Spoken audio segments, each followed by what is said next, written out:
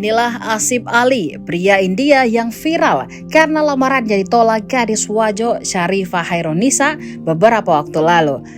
Ali, sapaan akrab Asif Ali, pemuda kelahiran Uttar Pradesh, India, belakangan diketahui datang ke Indonesia, tepatnya ke Kabupaten Wajo, Sulawesi Selatan, untuk melamar pujaan hatinya Sharifah Hairunisa.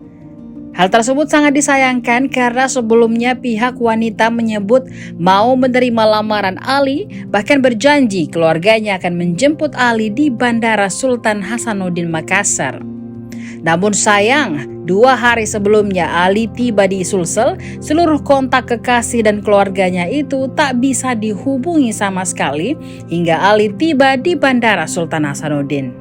Karena tak kunjung mendapatkan titik terang, Ali yang tidak punya clue sama sekali tentang Sulawesi Selatan menyewa sebuah mobil dari Makassar ke Wajo berbekal foto kartu tanda penduduk atau KTP sang pujaan hati.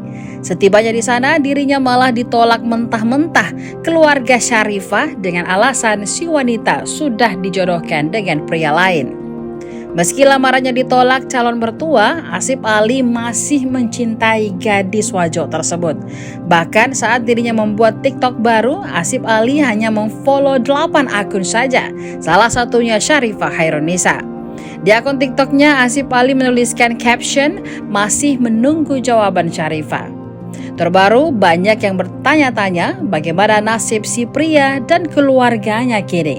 Diketahui sebelumnya Ali menyebut dirinya merupakan tulang punggung keluarga.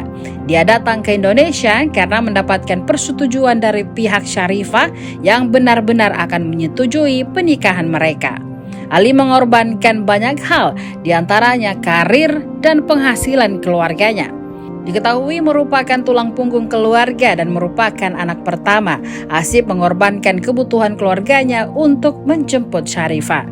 Dia juga berkorban dengan melepaskan pekerjaannya sebagai desainer di Arab Saudi. Dirinya sudah membayar denda sebesar 3.000 dirham atau sekitar 12 juta rupiah untuk memutuskan kontrak secara sepihak.